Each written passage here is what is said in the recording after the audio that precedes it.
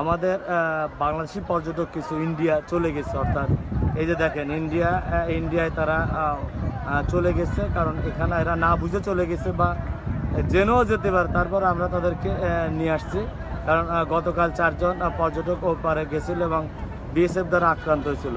আমরা চাচ্ছি না যে আর কোনো পর্যটক, এই যে দেখেন এই যে পর্যটকরা সব কিন্তু ইন্ডিয়ান সীমানায় চলে গেছে।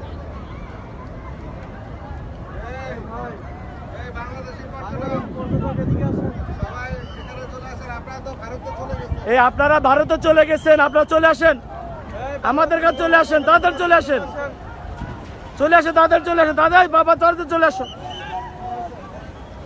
তাড়াতাড়ি।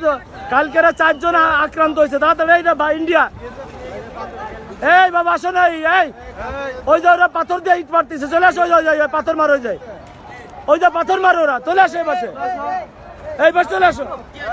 ওই দেখো ওরা পাথর মারতেছে, ওই ছেলেটা পাথর মারতেছে, ওই দেখো পাথর মারতেছে, ওই যায়,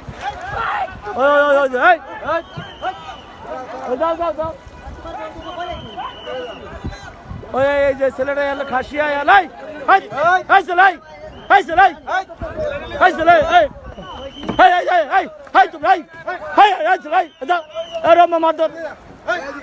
তুমি জানিস করো, যাও। আরে বাবা যাও না, যা আমরা দেখ যাও। আরে বাবা তোমরা আসছো কেন জায়গা, ইন্ডিয়ার ভিতরে আসছো কেন? এই যাও এই সবাই যাও,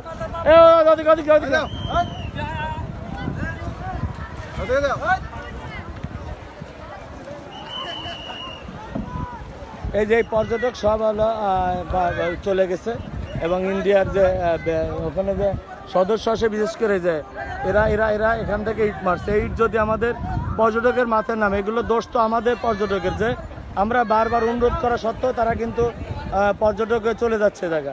ওদের কাছে নিয়ে যায়, ওদের বুঝাই দিই।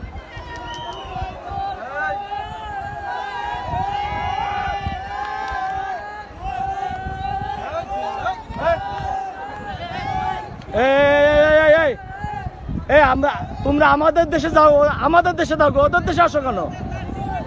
তাও তোমরা ওদিকে আসো কেন? ওদিকে যাও, ওদিকে যাও, ওদিকে যাও।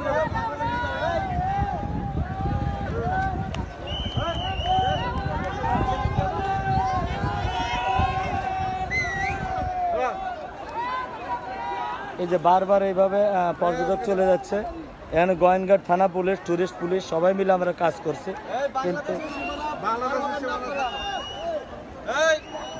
বাংলাদেশের সীমানা পার হবেন না। কালকে কিন্তু 4 জন নিয়ে গেছে, 4 জন নিয়ে, তবে এই জন্য ওদিকে যাবেন কেন? আমার সোনার বাংলা, আমি তোমায় ভালোবাসি, আমার দেশ দেখবো কেন আমরা ওদিকে যে আক্রান্ত হবো? এই বাবা আসো,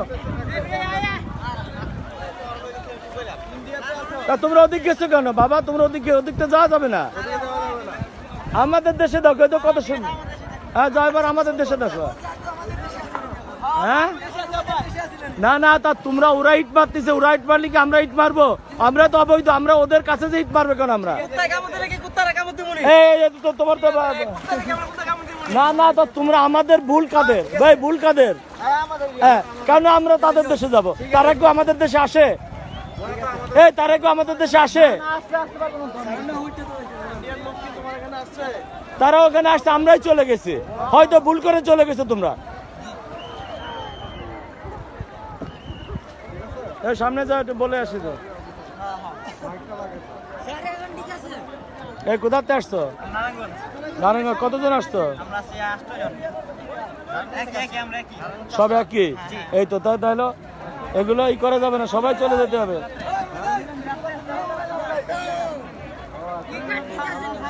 এই হচ্ছে জাফলং পর্যটন স্পটের অবস্থা বর্তমানে। অনেক পর্যটক আসছে, এই যে দেখেন এমন একটা জায়গা, এই পর্যটক অনেক বড় জায়গা, কারণ এখানে মাইক দিয়ে কথা বলছি, তারপর আমরা নৌকা নিয়ে সচেতন করছি যেন কোনো পর্যটক যেন কালকে যেমন ওদিকে যে তারা আক্রান্ত হয়েছে, 4 জন পর্যটক বিএসএফ দ্বারা আক্রান্ত হয়েছে, আমরা চাই না তারা কিন্তু ভুল করে চলে যায়, তারা কিন্তু জানে না, কিন্তু বারবার তাদেরকে সচেতন করা হচ্ছে যে আপনারা কেউ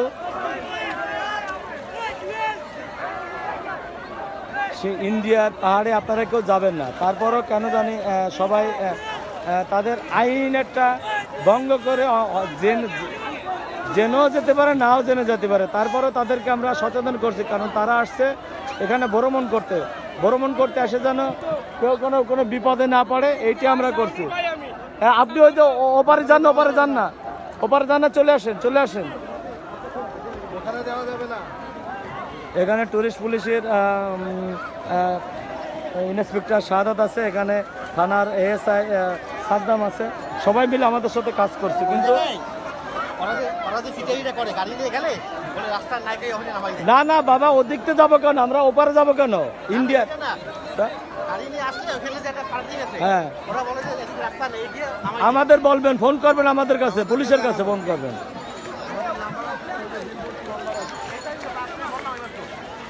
এই হচ্ছে এই যে নৌকার সামনে যে পর্যটক, এরা সবই ইন্ডিয়ার পর্যটক, আর এই যে পর্যটক এরা হচ্ছে বাংলাদেশি পর্যটক। অর্থাৎ বাংলাদেশি পর্যটক এবং ইন্ডিয়ার পর্যটকের একটা মিলন মেলা। কিন্তু আমাদের পর্যটকরা মাঝে মাঝে ভুল করছে, এই যে যেমন এরা যারা হাঁটাচলা করছে, এই যে এখানে সবাই ইন্ডিয়ার পর্যটক, আর এ হচ্ছে আমাদের বাংলাদেশি পর্যটক।